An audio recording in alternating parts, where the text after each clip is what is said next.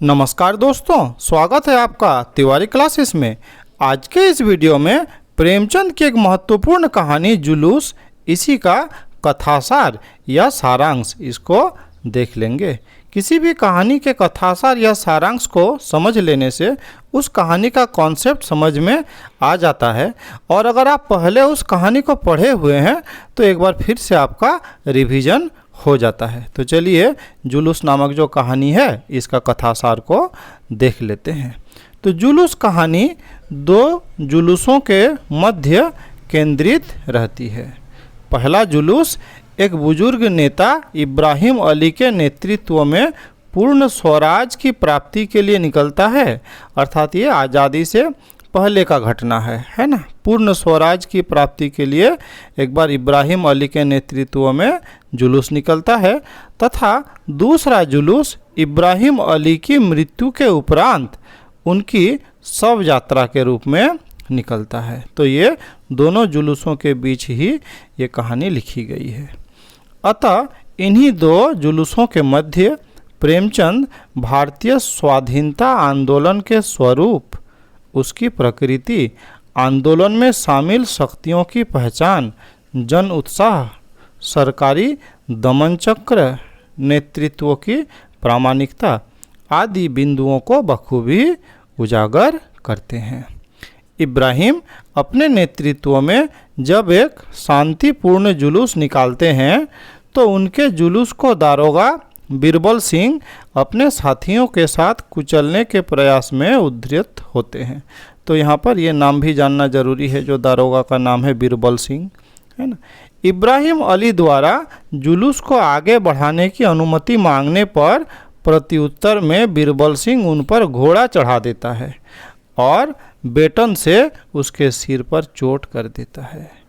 यह देखकर जुलूस बिखर जाता है और इब्राहिम अली अचेत हो जाते हैं।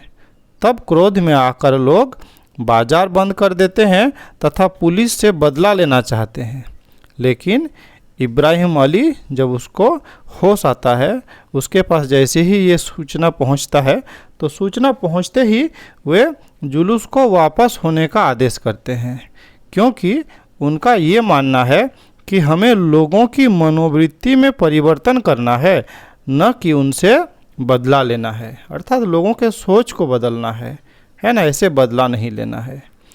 3 दिन बाद घायल इब्राहिम अली की मृत्यु हो जाती है और उनके शव को लेकर पुनः एक जुलूस निकलता है। इब्राहिम अली की अंतिम इच्छा थी कि उनके शव को गंगा स्नान करवाकर दफन किया जाए। तब लोग यही करने निकलते हैं तो जुलूस की जिम्मेदारी फिर से बीरबल सिंह के कंधों पर सौंप दी जाती है ना। फिर से वही दारोगा के कंधों पर सौंप दी जाती है दायित्व, किंतु इस बार अपनी पत्नी का उनका नाम भी जानना महत्वपूर्ण है, चरित्र चित्रण में कभी कभी आता है, मिट्ठन बाई, है ना। तो पत्नी के धिक्कारने तथा लोगों में देशभक्ति का उल्लास देखकर वह राजभक्ति छोड़कर अपने किए गए कार्यों का प्रायश्चित्त करते हुए इब्राहिम अली के घर जाकर उनकी विधवा स्त्री से क्षमा याचना करते हैं और यहीं पर यह कहानी समाप्त हो जाती है। अर्थात जो दारोगा है उसका भी क्या हुआ, मन परिवर्तन हो जाता है। इब्राहिम अली का जो उद्देश्य था कि हम सभी भारतीयों का मन परिवर्तन हो, सभी लोग देश को आज़ाद करने के लिए समर्पित होने लगे, तो ये कार्य उन्होंने तो कर दिखाया, क्योंकि जो दारोगा उसको मारा वही दारोगा आज उसके विधवा के पास आकर क्षमा याचना कर रहा है ना।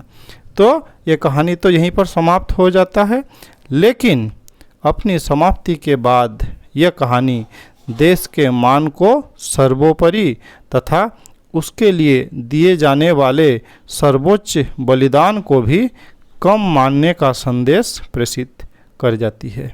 अर्थात देश ही सब कुछ है, देश के लिए कुछ भी हम करें कम है।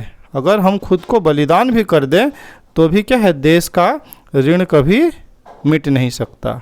आप तो कविता में पढ़े ही हैं, मन समर्पित तन समर्पित, और यह जीवन समर्पित, चाहता हूँ देश की धरती, तुझे कुछ और भी दूँ। तो इस प्रकार आज के इस वीडियो में इतना ही। वीडियो अच्छा लगा लाइक शेयर कर सकते हैं, चैनल में नए हैं चैनल को सब्सक्राइब कर सकते हैं। इस वीडियो में मेरे साथ बने रहने के लिए बहुत बहुत धन्यवाद।